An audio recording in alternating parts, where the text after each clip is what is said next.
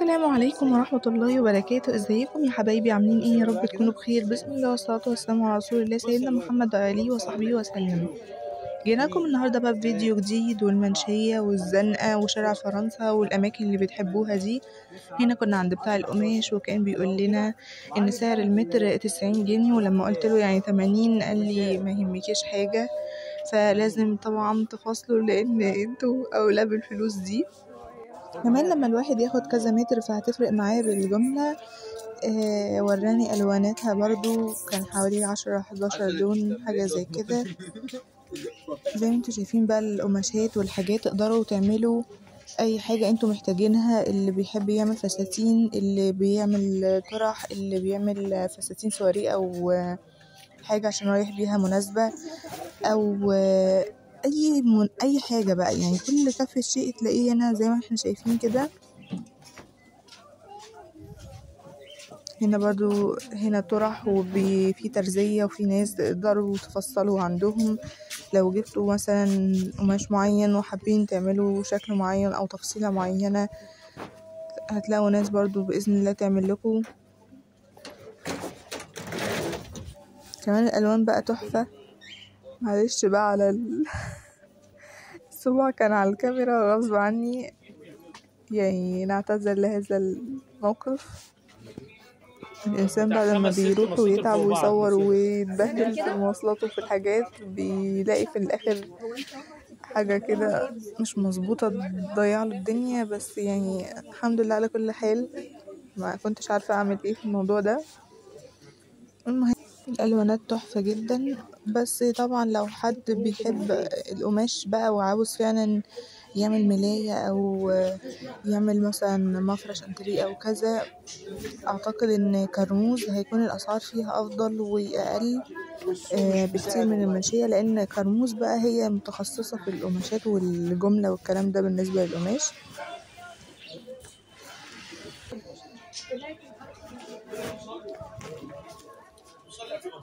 مفروشات بقى وحاجات عرايس برضو، فوط والكلام ده كله وأجهزة. زي ما قلنا إن المنشية بيبقى فيها كافة شيء. بالنسبة بقى على الكبة، سألته قال لي واحدة ب675 والتانية ب750، فمش عارفة كده دي أسعار حلوة ولا كده غالية، بس يعني أعتقد إن هي مناسبة. يعني عايزة أقولكم إن اللي اشترى واللي جاب. عاوزة أقولكم كمان اللي كان فيه هنا ناس بيبقى عندها حاجات قديمة، يعني مثلا أجهزة أو كده ما اتباعتش من ساعة وقتها، فهم بيبيعوها بالسعر القديم. يعني هنا كان في هاند بلندر أو حاجة، سألته قال لي معرفش 250 أو حاجة من هذا القبيل، وده بالسعر القديم بتاعها، مغلهاش لأن هي كرتونة فعلا قديمة وكانت لسه عنده يعني.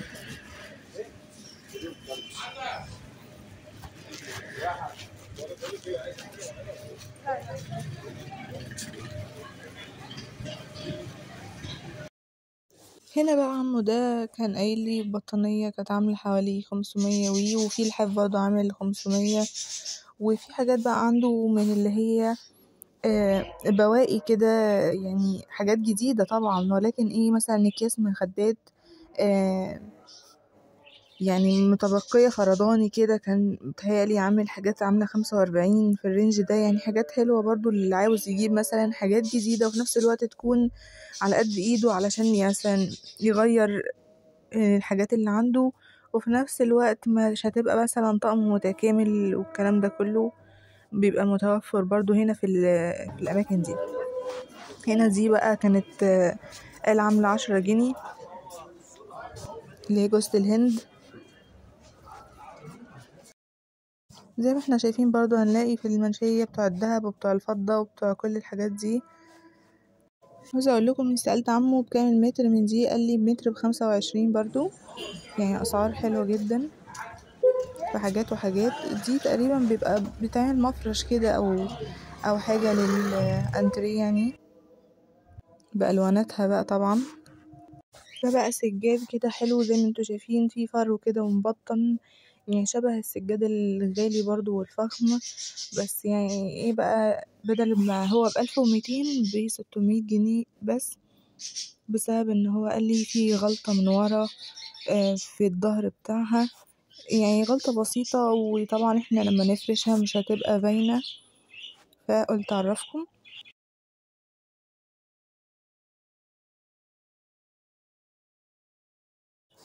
هنا برضو سألت عمو ده، قال لي في حاجة عاملة 300 اللي هي كانت الموكيتات القديمة دي يا جماعة، فلقيتها غالية قوي برضو، يعني مش كل الناس، فلازم تسألوا عند كذا حد وتتأكدوا علشان تشتروا حاجات صح، ما يضحكش عليكم فيها. عاوز اقولكوا كمان ان انا قصيت من الفيديو ده كتير قوي بسبب ان الناس تقريبا ماشيين على بعض من كتر الزحمة في المنشية، وكمان العربيات بتعدي في النص في حتت ضيقة، فالناس بتبقى يعني مستنية بعض بالعافية، حاجة منتهى الزحمة يعني. هنا برضو الفضة كانت عاملة حوالي 500 جنيه، يعني السلسلة يعني تعمل حوالي 500 جنيه طبعا، وبيتباع دهب صيني برضو، ده غير الدهب التاني بيبقى أقل طبعا من الفضة ومن أي حاجة، بتبقى حوالي 120 كلام من هذا القبيل، وأعلى طبعا يعني من بداية كده واحنا طالعين بقى.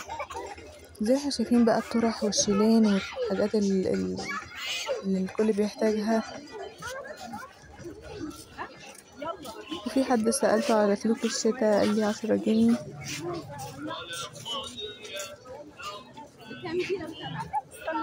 هنا بقى سألت عمو ده على الشال، قال لي ان هو عامل 130 جنيه ومرضيش ينزل، على الرغم ان انا لما سألت قدام شوية لقيت ب120 جنيه، وكذا حد مش واحد بس، يعني هو زي ما بقولكوا كده كل واحد بيعمل بمزاجه، ممكن حد يستغلكوا، فتحاولوا تخلوا بالكوا وتسألوا اكتر من حد، هتلاقوا الحاجات في حاجات منتشرة عند كذا حد، وفي حاجات بتبقى طبعا بينفرد بيها محل معين، فانتوا لفوا الدنيا كده والاسواق وشوفوا، علشان طبعا الحاجات بتجمل.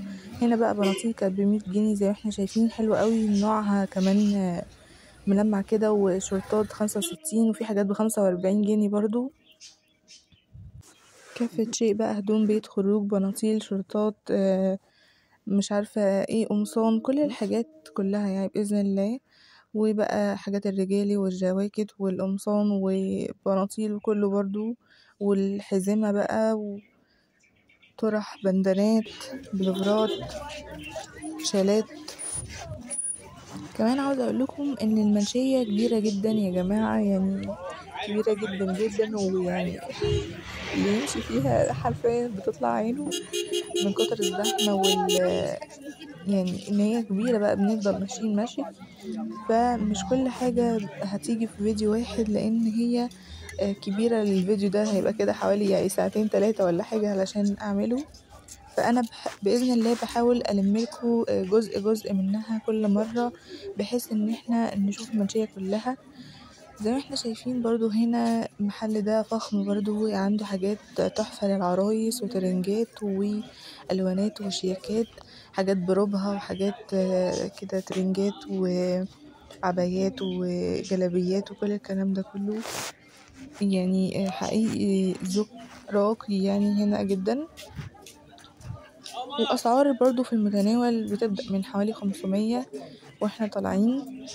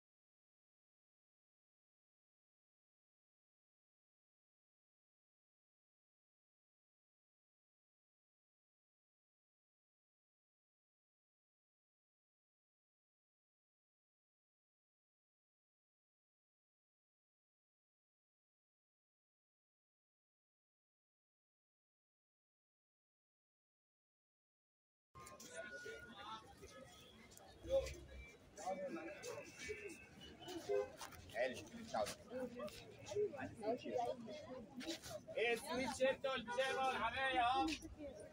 خلاص.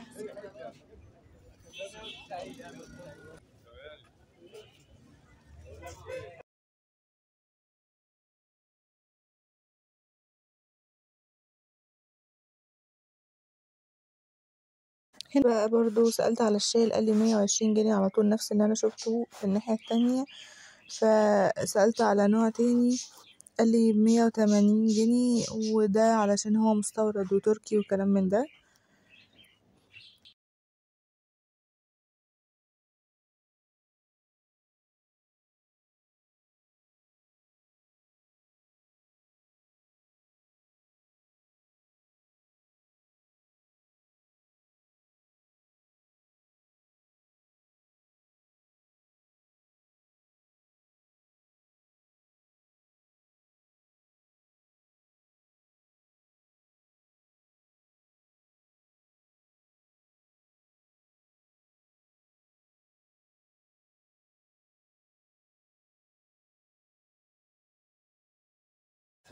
هنا بقى سألت قال لي ده ب100 جنيه زي ما احنا شفنا كده. وبعد كده سألت على واحد تاني قال لي 120، اللي هو اللي انا كنت سألت عليه برضو قبل كده. وسألت على النوع التالت بقى قال لي برضو ده المستورد وتركي ومش تركي والكلام ده كله، وعامل 180 جنيه. يعني في شالات مختلفة وفي أنواع وفي أسعار مختلفة كده، يعني تناسب الجميع بإذن الله.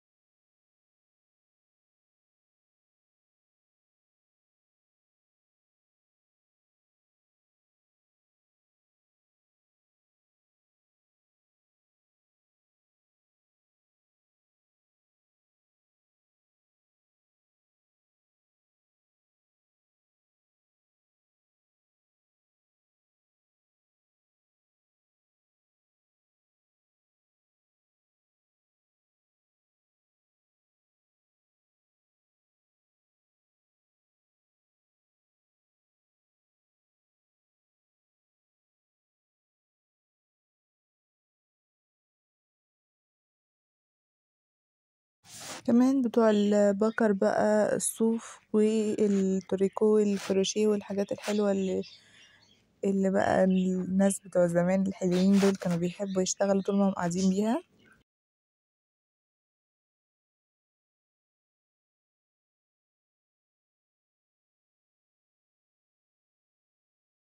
كربة سيتي بقى، وما أدراكم وما كربة سيتي، والرقي والحلويات كلها جوه حرفيا في المكان ده. عامل خصم 50%. بصيت فعلا لقيت السجاد، يعني لما سجادة تكون بمثلا 2650 وينزل عليها الخصم تبقى بالنص وتبقى 1350. كمان في حاجات عاملة زي ما احنا شايفين 810 بقت عاملة 730. يعني في حاجات بينزل عليها النص وفي حاجات لأ، على حسب بقى. ادخلوا جوه بإذن الله واتفرجوا، هتلاقوا حاجات تحفة وشيك وراقية جدا.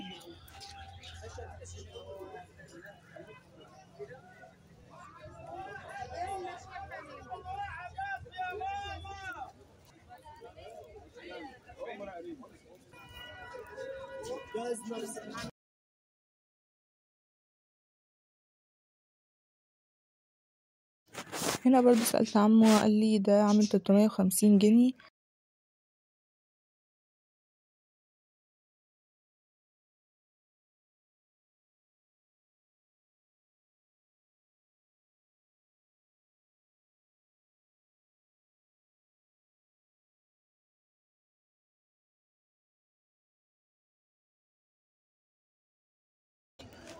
هنا بقى الأطفال كانت بتلعب بالعربيات والحاجات دي في ساحة كده اللي هي قدام الجندي المجهول في الجنينة دي بتاعة المنشية. يعني بس مش مكان بس للشراء، ولكن ممكن تجيبوا أولادكم كفسحة وتاكلوا مثلا حاجة أو تشربوا عصير وتقعدوا في الأماكن المخصصة للجلوس المعمولة مقاعد كده هنا في المكان ده. ولو حبيتوا تتفرجوا على حاجة أو تشتروا حاجة برضو ليهم يبقى متاح، وتبقى فسحة حلوة من غير تكاليف والكلام ده كله.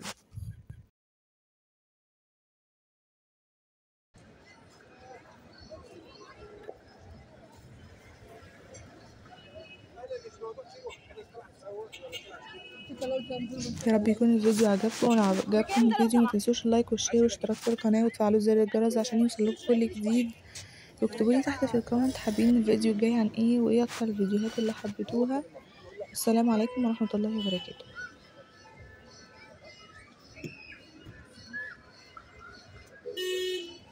تعالي يا أبلة 7 ب10 جنيه.